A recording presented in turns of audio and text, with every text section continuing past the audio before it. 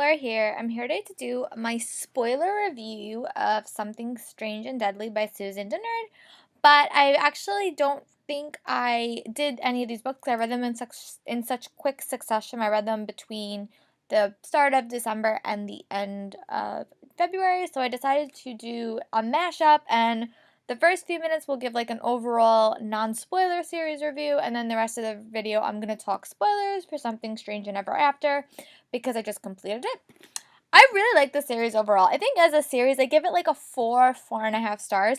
Basically, the story is about a girl named Eleanor Fitt, and she, in the first book, her town, and she's living in England, and it's like the 1800s, I think, and it's overrun by zombies, and she gets caught into this complicated world that is somehow connected to her brother, and she kind of becomes a zombie hunter in some instances, and it's a lot more complicated, but that's basically what her story is, and every book goes to a different location. The first book takes place in England, and then there's two other locations that you go to in the other books, but it's all about this big encompassing story, and she basically spends the first book trying to find what happens to her brother because her brother goes missing and she doesn't know what happened to her brother. So her brother is kind of the focal point of the first book, and then it leads on from there. The one thing I think the character of Eleanor, I think through especially the first two books for me, was a little bit hard. She wasn't as likable as I would like her to be, but it wasn't until the end of the book that I really realized why, and I'll talk about that in my spoiler discussion if you're interested. But overall, I give the series 4 stars. It was really, really good. It was well plotted. If you like a well plotted fantasy novel, this is your series. They're really, really fast paced reads. I read them all in like 3 days. Very, very, very fast paced, and it's a very, very good. I mean, Susan Dennard is a great plotter. She really plots things very, very creatively, and you don't see things coming. And I think that is very, very true for this entire book, but especially the last book.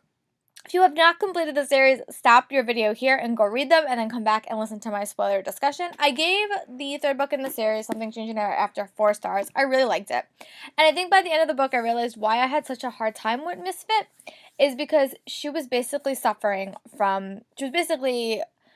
like an alcoholic or a drunk, but she was drunk on power. And I think her personality really changed when the magic controlled her, and I think that's why her personality shifted, and her personality was so different than the character at the start. She still had a lot of her same tendencies, but all her tendencies that were bad tend to happen more frequently because she was just upset, she was just power hungry, and she wanted her magic. But I love how everyone in the story really had a say in each. I think my favorite location, because they went to England, Paris, and then somewhere in the Middle East. I can't remember the name of it. But they went to all these places. I really, really loved Paris. I think Paris was my favorite. It was so mystical and like gothic. And I think that was like my favorite setting. I really liked Miss Eleanor and Daniel. So his unfortunate demise at the end of the book was heartbreaking to me. I was so upset. I did not see that coming. That was like a twist that I just was like, what? The end of this book had a lot of very, very quick twists. Like something would happen, and then 10 pages later, something else would happen, and they would happen in such quick succession.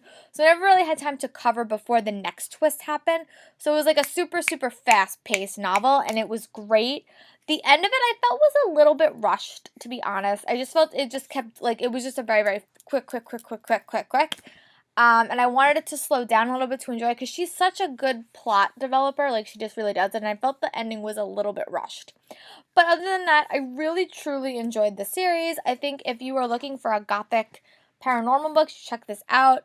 The characters are strong, and it was just a very, very fast-paced read. I was very excited that at the end, it like had a solid ending. I didn't get to read the novella in the series, which is basically Daniel's story, I think. But it is on my list. So maybe I'll go back and read that another day after I have read everything else on my shelves, which will probably take me a while. But it is definitely on my list to pick up. I also really like the character of Oliver. I thought that his and Eleanor's relationships was really a highlight of the series. And just the relationships that Eleanor had with a bunch of people was really unique and really, really different. And I really, really enjoyed it. So those are my thoughts about the Something Strange and Deadly series by Susan Dennard, specifically Strange and Ever After. I hope you guys like my review. If not, like it, comment below, go on all my pages. They'll all be linked below. And I hope you guys are having a great day. Bye!